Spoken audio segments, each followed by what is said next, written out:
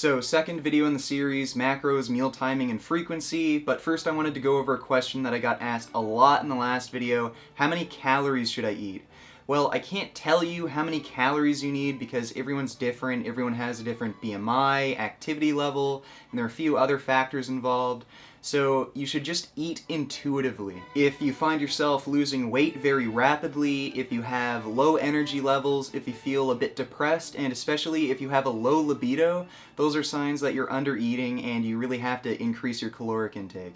It's very rare that I ever see people overeat and gain weight on a vegan diet. Most people have issues with undereating, but if you're one of those 1% of people who just can't stop gaining weight, you're going to want to cut out all processed food, which includes oils, refined sugars, juices, and maybe even smoothies, and stick to low-fat whole plant foods: bananas, apples, mangoes, sweet potatoes, things like that.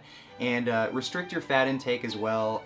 Nuts and seeds, they're good for you, but you don't want to eat too much as they are very high in caloric density and they're very high in fat, which might be attributing to your weight gain. But now on to macros. I generally recommend eating an 80-10-10 macronutrient ratio, which means 80% of your calories coming from carbohydrates, 10% coming from protein, and 10% coming from fat. One of the first people to develop the 80-10-10 style diet was a man named Nathan Pritikin.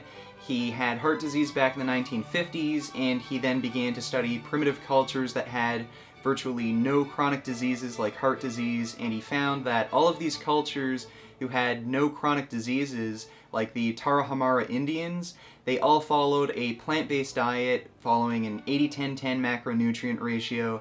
And Nathan Pritikin was able to cure himself of heart disease following a plant-based diet where the majority of the calories come from carbohydrates and was very low in protein and fat. And more recently, we have doctors including Dr. John McDougall, Dr. Neil Bernard, and Dr. Caldwell Esselstyn who use a similar kind of dietary intervention to treat their chronically ill patients, and they have their own published research showing that a plant-based 80-10-10 style diet helps to prevent and reverse chronic disease along with causing long-term sustainable weight loss. So following a plant-based diet with that macronutrient ratio seems to work best for most people, but you don't have to follow this extremely strictly. Say if you like eating things like beans with every single meal that are very high in protein and you're going over your 10% of daily calories from protein, don't feel restricted from eating things like beans. They're extremely healthy food, and you can be flexible with an 80-10-10 style diet. You can deviate from things a bit.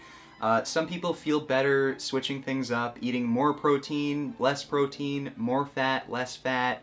It really depends on the person, but first start off with around an 80-10-10 macronutrient ratio and deviate from that depending on how you feel and see how your body reacts. And like I said before, I generally recommend keeping your fat intake low, no more than 10% of daily calories, as fat is almost directly stored into adipose tissue, and having too much fat can cause unwanted weight gain.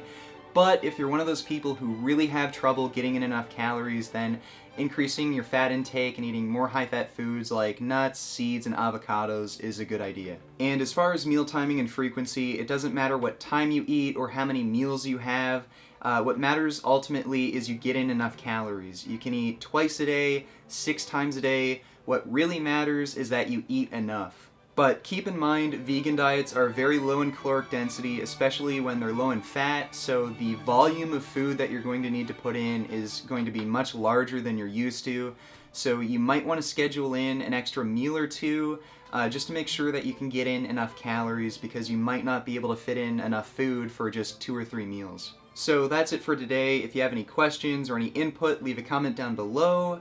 And next episode is going to cover essential nutrients. But until then, keep making those vegan gains, and I'll see you all next time. Beef. What a relief. When will this poisonous product cease? This is another public service announcement. You can believe it or you can doubt it. Let us begin now with the cow. The way it gets to your plate and how.